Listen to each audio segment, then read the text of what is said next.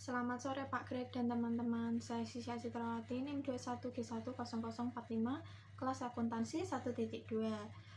Pada pertemuan ke-9 ini, saya akan memaparkan tentang memahami kebenaran dalam perspektif filsafat dalam bentuk video reaction. Berikut pemaparannya. Kebenaran dalam perspektif filsafat selalu berfokus untuk mencari dan merumuskan kebenaran sebagai orientasi arah kehidupan manusia. Dengan demikian, kebenaran selalu berwujud dalam berbagai bentuk, tergantung pada perspektif yang kita gunakan. Kebenaran dalam perspektif rasionalisme tentu akan berbeda dengan kebenaran dalam perspektif penganut empiris. Hal ini bisa kita lihat bahwa kebenaran bermuara pada pertanyaan dasar tentang sumber pengetahuan manusia. Selain itu, adapun salah satu cabang filsafat yang membahas tentang kebenaran, yaitu epistemologi. Epistemologi itu apa sih? Jadi epistemologi adalah cabang filsafat yang mempelajari dan mencoba untuk menentukan kodrat dan skop pengetahuan, pengandaian dasarnya, serta pertanggungjawaban atas pernyataan mengenai pengetahuan yang telah kita miliki. Dalam berbagai perspektif tersebut melahirkan suatu kebenaran. Pada bagian ini, saya akan membahas berbagai teori yang telah mendasari suatu kebenaran yang tumbuh dan berkembang dalam tradisi filsafat. Berikut teori-teori kebenarannya.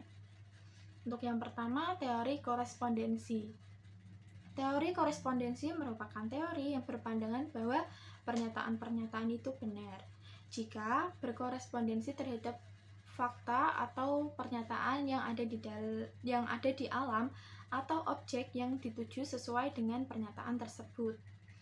Pada umumnya, teori korespondensi dianut oleh para pengikut realisme. Pelopor teori korespondensi ini adalah Plato, Aristoteles, More, and Ramsey. Dapat disimpulkan bahwa teori korespondensi ini terdapat dua realitas yang berada di hadapan manusia, pernyataan dan kenyataan. Menurut teori ini, kebenaran adalah kesesuaian antara pernyataan tentang sesuatu dengan kenyataan sesuatu itu sendiri. Teori ini bisa diaplikasikan pada bidang sains dengan tujuan dapat mencapai suatu kebenaran yang dapat diterima oleh semua orang. Teori yang kedua yaitu teori koherensi. Teori koherensi adalah sebuah pernyataan yang bisa dianggap benar jika pernyataan itu koheren atau tidak bertentangan dengan pernyataan sebelumnya yang sudah terbukti benar.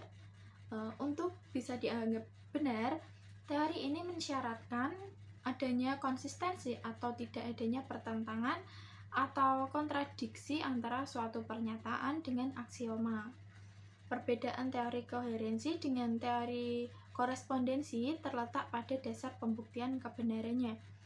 Pada teori korespondensi, dasar kebenarannya adalah pada ada tidaknya hubungan antara pernyataan dengan fakta yang ada.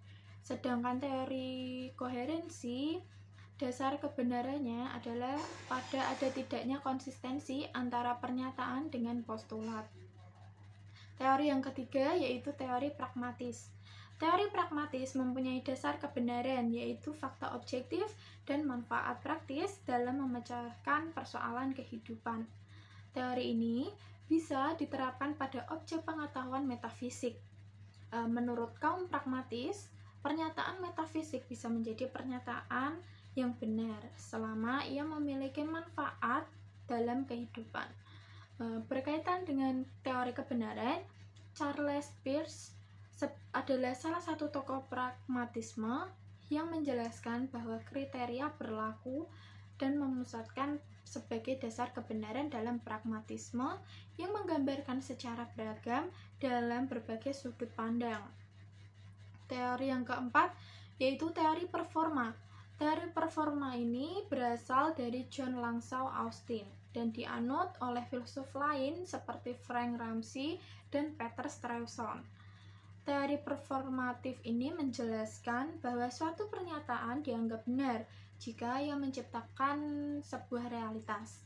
Teori ini disebut juga dengan tindak bahasa yang mengkaitkan kebenaran satu tindakan yang dihubungkan dengan satu pernyataan. Teori ini dapat diimplementasikan secara positif, tetapi di pihak lain dapat pula negatif.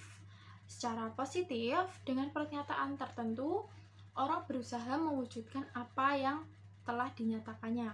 Sedangkan yang secara negatif, orang dapat pula terlena dengan pernyataan atau ungkapan seakan pernyataan tersebut sama dengan realitas begitu saja. Teori yang terakhir yaitu yang kelima, yaitu teori konsensus. Pada teori konsensus ini digagas oleh Thomas Kuhn, seorang ahli sejarah ilmu pengetahuan. Perkembangan ilmu pengetahuan ditandai dengan adanya pergeseran paradigma lama yang digantikan oleh paradigma baru. Pergeseran tersebut ditentukan oleh penerimaan masyarakat terhadap sebuah paradigma dan konsepsi kebenaran ilmiah. Teori ini juga dianggap benar jika ia mendapat dukungan atau terdapat kesepakatan dalam masyarakat ilmiah terhadap kebenaran teori tersebut. Baik, itu saja yang bisa saya paparkan. Mohon maaf bila ada salah kata. Sekian dan terima kasih.